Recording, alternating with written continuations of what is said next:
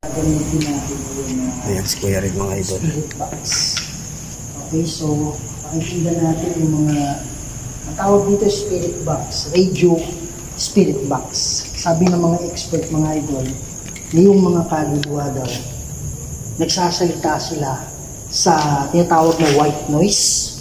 Kung ilipat mo yung radyo mo manually dun sa mga gitna ng mga paglipat mo, merong tinatawag na white noise kung saan dun makakapture mo daw yung boses ng mga kaluluwa. So ito isa tong radio, kaya meron tayong maririnig na parang boses ng radyo. Galing sa radyo ng mga boses. Kaya lang pinipilit nito na tanggalin yung boses ng radyo at makuha yung boses ng mga spirito. Okay, pag sinabi mong spirito, pwedeng kaluluwa, pwedeng maging kanto. Okay? So bro, tulungan mo ako bro sa ano natin. Ayan. So sa mga kaluluwa o mga espiritu, intanto na nandito, hindi kami ng tulong sa inyo tungkol doon sa babaeng nakaputi na sinasabi nila. Ano yung masasabi nyo doon?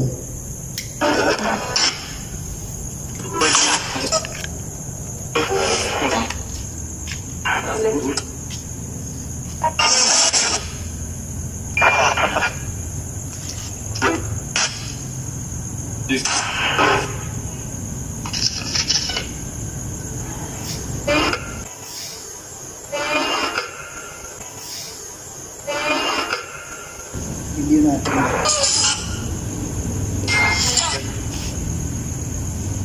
Tayo dito. Mga idol, i-review natin ang sinasabi. Oh my God. Oh my God. Sabi niya rin? Oh my God. Oh my God. Napakamasukal dito mga idol. Dito na rin mga idol ang bigat. Oh my God, eh. Itong pangalawang mga idol. Hindi klaro.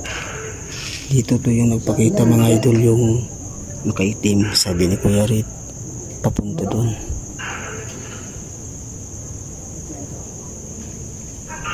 Pwede ka bang magparamdam? Pwede kayo mag-comment ano yung narinig nyo. Pwede ba kayo magparamdam?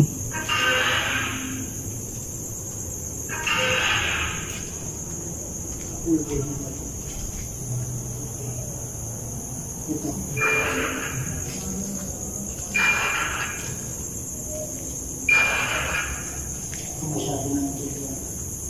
Dito ito mga idol.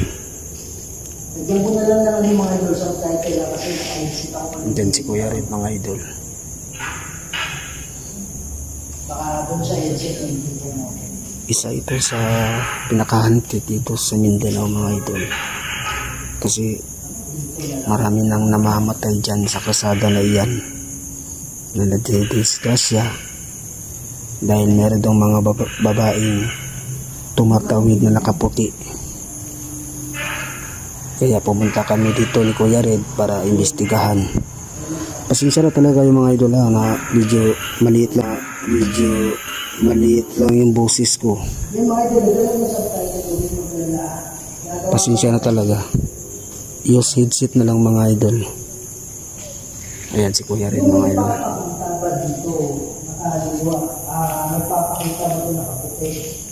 Ayan. Malaki siya, parang ano tawag doon? Convention ba? Parang convention center siya dito. Marami kasing mga bintana at saka marang stage yata. Ayan. Ito mga bintana, CR dyan. Ayan. Pwede ba kayong magparamdam? Meron ba mga engkanto dito?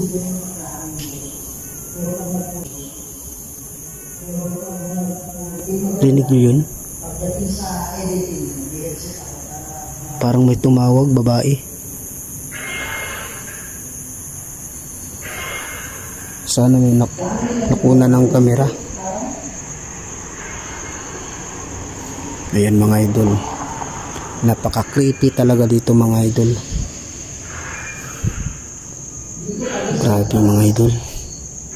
Iba yung aura ko dito mga idol. Ang bigat.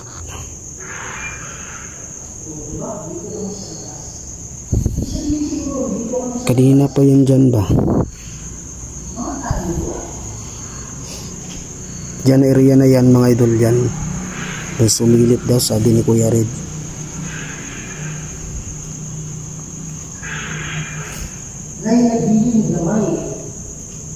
Ang tahimik dito mga idol. Malamang meron dito mga espiritu.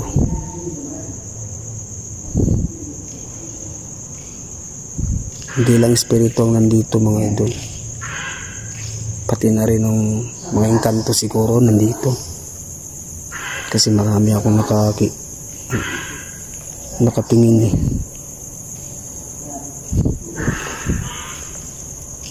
Sana makuha lang ng kamera.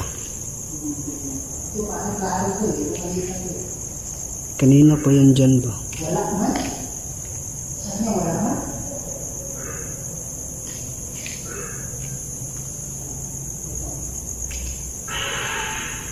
Puta, balik tayo dito mga idol. May malapit o mas malapit?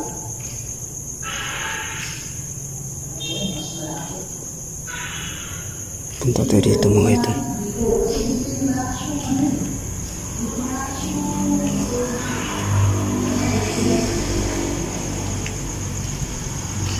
Yan ang mga idol oh. Ang creepy talaga mga idol. Kasi dyan karsada na yan. May mga bahay na yan dyan doon.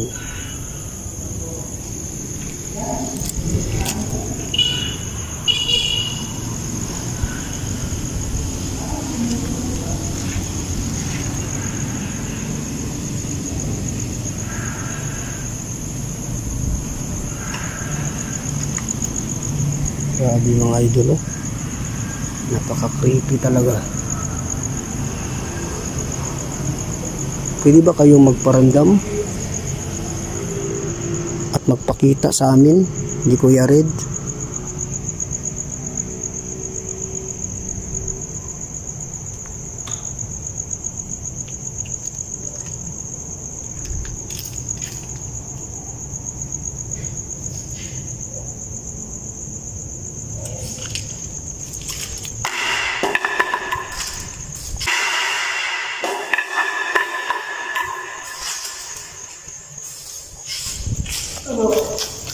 May kahoy bro. Ha? Kahoy. Yung kahoy?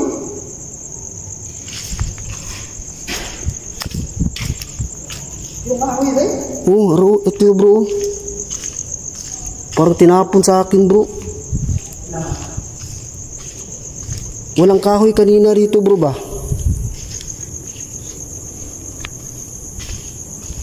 Tingnan natin baka may tao.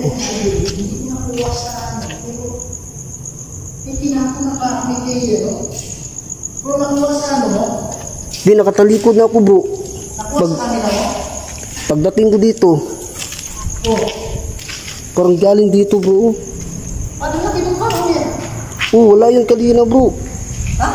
Kanina pa tayo naglibot-libot dito. Walang kahoy dito nakita natin. Saan galing yan? Nakita ko pare, ito yung ano. Ito yung binato eh. Saan galing? Dito. Pagdating ko dito bro.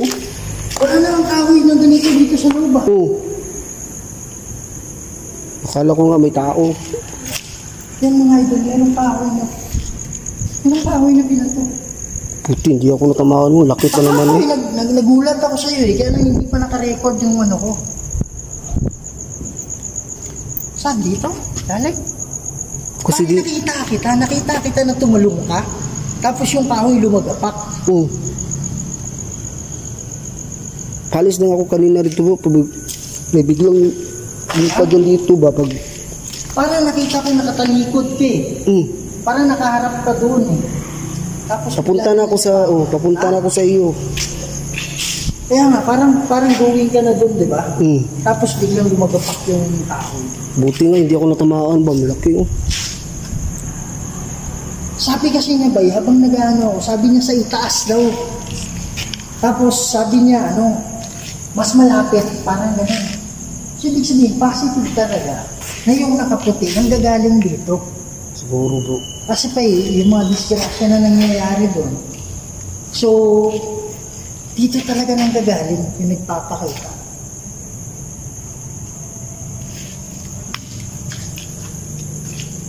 Wala kang tao dyan bro. Pagkulang sa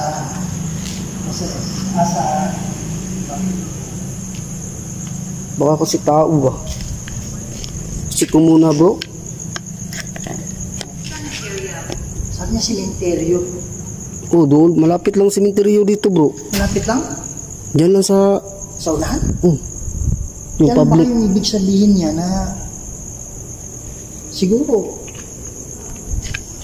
dadalawin siguro sementeryo o ano ba? O baka gusto niyang galawin. Pwede rin baka gusto niyang galawin yung katawan niya sa sementeryo dahil hindi siya makaalis-alis dito.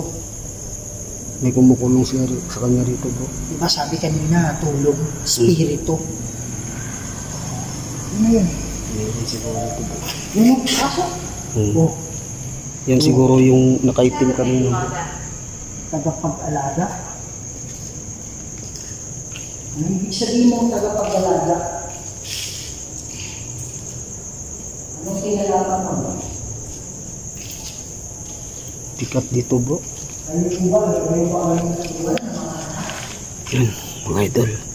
Muntik na ako matamaan doon sa kahoy na yun mga idol. Oh. Kanina pa kami naglilibot dito ni Kuya Red. Pero wala talaga ako nakitang kahoy ba.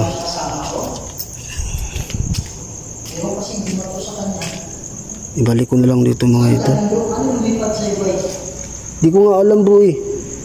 Hindi, nakita ka yung pagpalipad dito.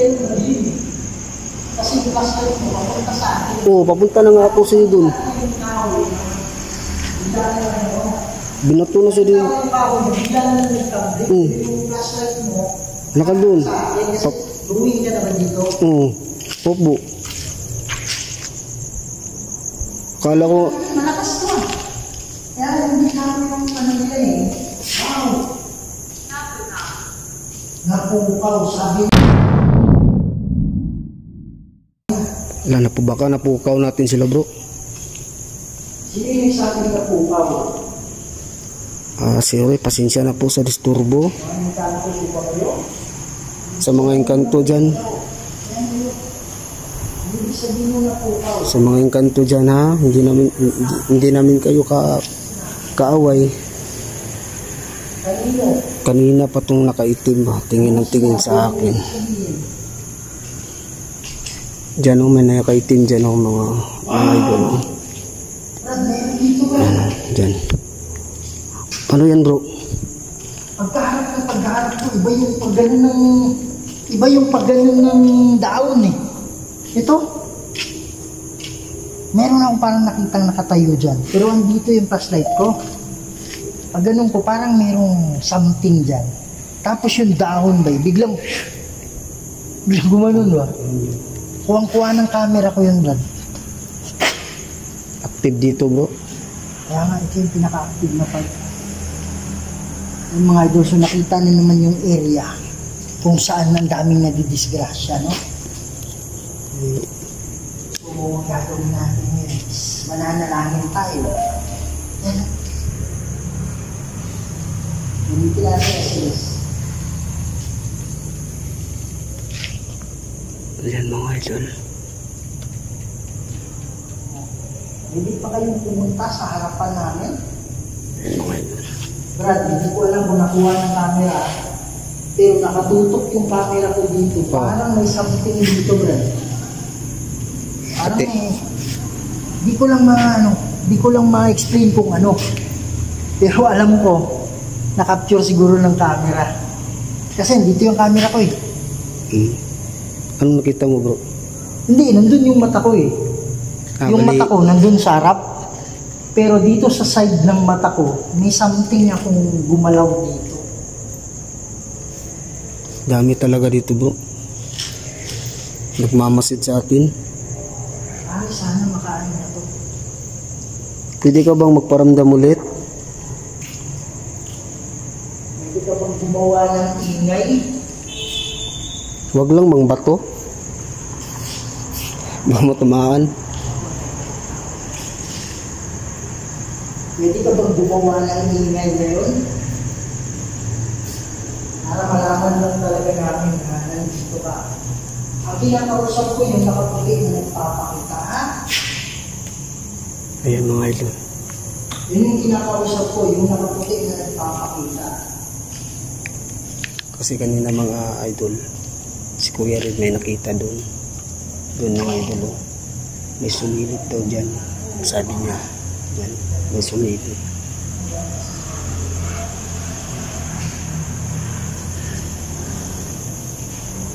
Grabe, bigat ng aura dito mga idol. Hindi ko ma-imagine. Nangihina ako. Kailangan ko muna mag-protection prayer kasi maraming nakatingin. Nakaitim eh. Iwan ko ba? Espiritu ba ito? Mga engkanto. Nangalangin ako mga idol. Mag-protection prayer. Ipunta mo yung kahoy mo, yung flashlight mo dyan sa mo. Sa dinding na kung saan yung kahoy mo. Iharap mo doon, saan yung kahoy mo mga, iharap mo yung flashlight mo. Saan bro? Doon sa saan yung kahoy kanina. Dito?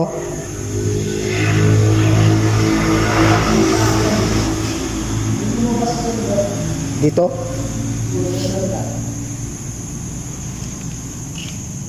Engkanto siguro to bro.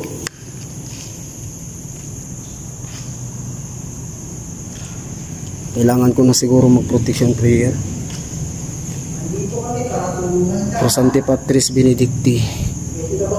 Dios in obito nostro presenti amoniamor. Crusa crucit nihilox. Nunquam dracus et nihidox. Vade retro satana. Nunquam suadi mihibana. Sunt malakwili bas. Epsi binina. Ibas. Ayan. Kasi kaya ako na protection prayer mga idol. Kasi nanghihina ako. Kinukuha nila yung energy ko. Ano bro? Hindi ko alam kung nakuha ng camera eh.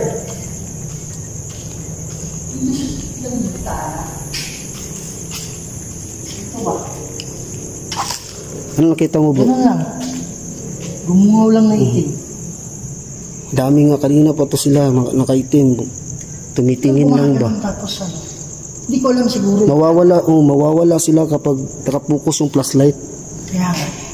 Ganun lang yan eh. Parang mga sumisiglit eh. Pero hindi natin sure kung ito ay kaluluwa o ito ay mga engkanto, yung mga sumisilip. Pero naniniwala ako na yung nakaputi na dumadaan dyan, yun ay kaluluwa talaga. Siguro bro. Yan, mataas mo. Diyan ka ba sa harap ko? Ayan mga idol.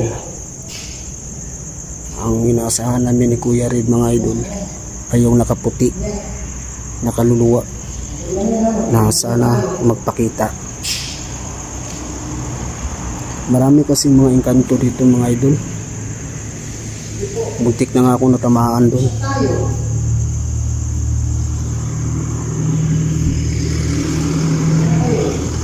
Ayan. May dumadaan pa dyan mga idol. Alas 12 na ng gabi. Ayan mga idol. Pwede ka bang magparamdam? Tulad ng ginawa mo kanina.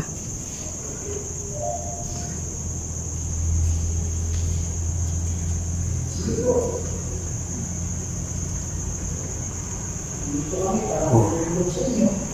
Ayan mga idol. Meron mga sumisilip. Sinili ba sila? Dito tayo mga idol. Ano sabi niya mga idol? Sabi niya kriminal. Ibig sabihin, meron talagang krimen. Pinatay siguro siya bro. Krimen na nangyari dito sa loob. Kriminal. Yan siguro, nahingi siguro siya ng tulong. Hindi rin natin ay pagtanong eh kung dito meron bang namatay na nakita. Hindi na natin alam kung kailan nangyari. Or pwede rin dito ginawa tapos tinapon sa malayo or ano. Kaya yun naman doon na lang. Pero dito siya nakukulong. Dito siguro. Pare alam mo yung bintana na yan. Parang may taong dumaan. Puntahan natin bro. Tao dyan? Tao dyan?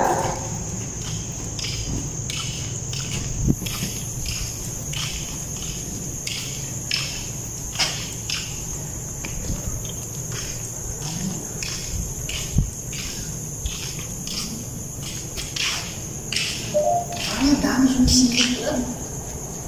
Kanina pa yan bro, kung magpisa natin. Diyan o, marami dyan o, yung sa active na area na yan o. Active eh. Walang pag nangyari talaga yan. Mga lalaki ng tayo bro. Ayan, manalangin na kami ni Kuya Rit.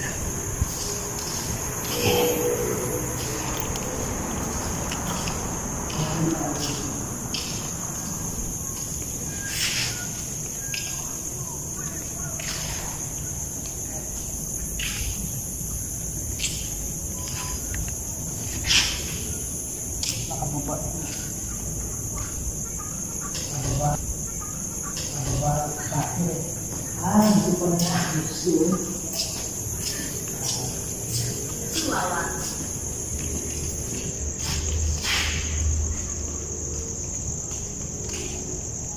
Laughing Wallow.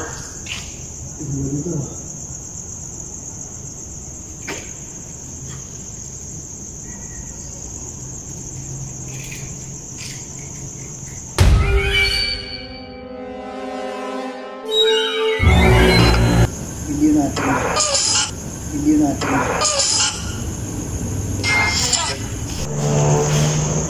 Hello mga idol. Tapos na kayo. Pauwi na po kami. Tapos na po kami ngayon ni Kuya Rit. Pasensya na talaga na medyo mahina yung boses ko. Mahina yung boses ko eh. Salamat.